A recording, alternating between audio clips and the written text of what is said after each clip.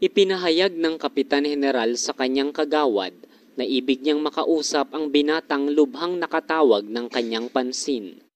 Sa labas ng bulwagan ay may ilang Kastila, mga militar, mga taong may matataas na katungkulan sa bayan, mga praile, maliban kay Padre Damaso na naghihintay upang sila'y makapagbigay galang sa Kapitan General. Unang pumasok si Padre Sibila na sinundan ni Padre Salvi, Padre Martin at iba pang mga praile. Sino po sa kanila si Padre Damaso? Hindi po namin kasama si Padre Damaso. Ang inyo pong lingkod ay may sakit. Dahan-dahang pumasok si Kapitan Tiago na akay ang nahihintakutang si Maria Clara, ngunit mayumi at magalang na yumukod. Maswerte ang mga magulang ninyo, Binibini. Madalas kayong mapuri sa akin ang inyong mga tagahanga, kaya hinangad kong kayo'y makausap at tuloy mapasalamatan ang inyong katangi-tanging ginawa kanina. Binibini, narangalan kong kayo'y makaliig pang muli bago ko iwan ang bayan ito. Tayo'y marami pang bagay na pag-uusapan. Ginoong Alkalde, pakisabayan ninyo ako sa pamamasyal pagkatapos kong makausap ng sarilinan si Ibarra. Ipinababatid po namin sa inyong kamahalan na si Ginoong Ibarra ay isang ekskomulgado.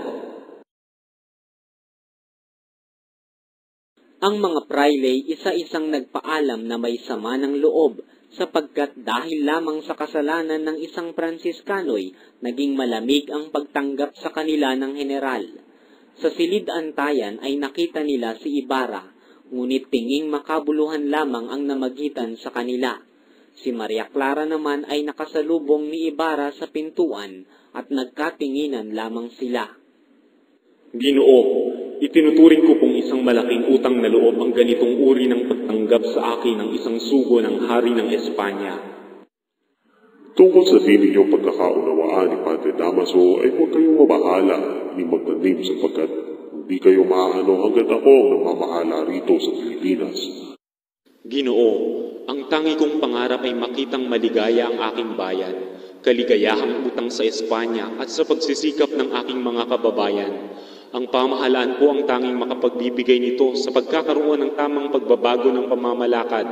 Kung namasdan sana ninyo ang may hirap na buhay sa aming nayon, sana'y natuklasan ninyo ang mga wagas na puso't kilos na walang halong paimbabaw.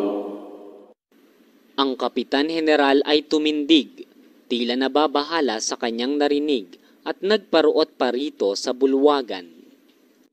Ginoong Ibarra, ang inyong karunungan at talino ay hindi nababagay sa lupaing ito. Kayo'y sumama sa akin sa Europa. Ang inyo pong kagandahang loob ay hindi ko malilimot habang ako'y nabubuhay. Kaya lamang ay hinihingi po ng pagkakataong ako'y manirahan sa kinabuhayan ng aking mga magulang. Marahang lumayo si Ibarra matapos makapagbigay galang. Tinawag ng general ang kagawad at sinabing siya'y nasisiyahan sa mga nangyayari. Ipinatawag niya ang alkalde sa utusan.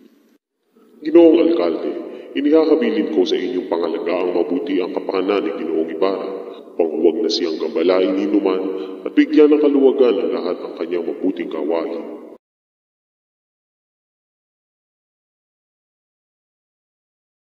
Kinagabihan ay inilabas sa simbahan ang maringal na prosesyon sa saliw ng nakatutulig na paputok at umaalingaw-ngaw na dupikal ng mga kampana. Sa lansangan, abalang-abalang nagpapatabi ang mga gwardya sibil na nangunguna sa pulutong ng Kapitan General na kasama ang mga kagawad, si Kapitan Tiago, ang alkalde, ang alperes at si Ibarra. Ang kapitan sa bayan ay nagpatayo ng isang kubol sa harapan ng kanyang bahay upang doon bigkasin ang isang lowa o papuri sa santong Pintakasi. Ang maringal na prosesyon ay pinangungunahan ng seryales na pilak na dala ng 3 sakristang may guwantes, ng mga batang nag-aaral na kasama ng kanilang guro, at pagkatapos ay ang iba pang mga batang may dalang parol na nakasabit sa dulo ng kawayan.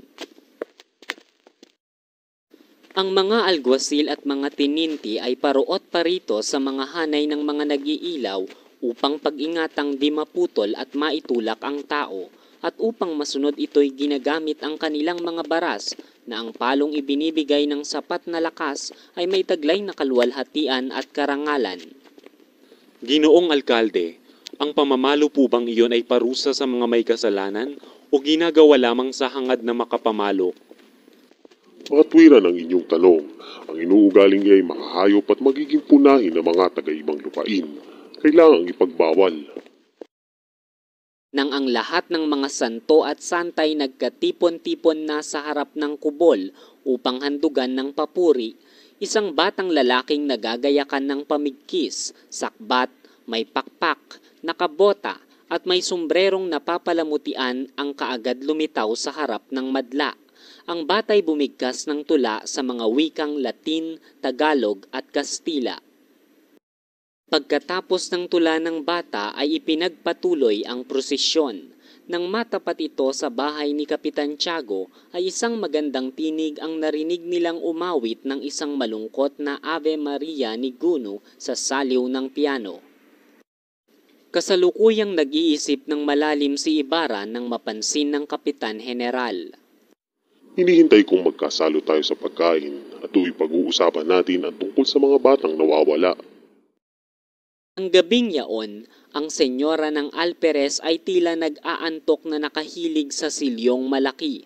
Ni hindi idinungaw ang malaki niyang mukha sa nagdaang prosesyon.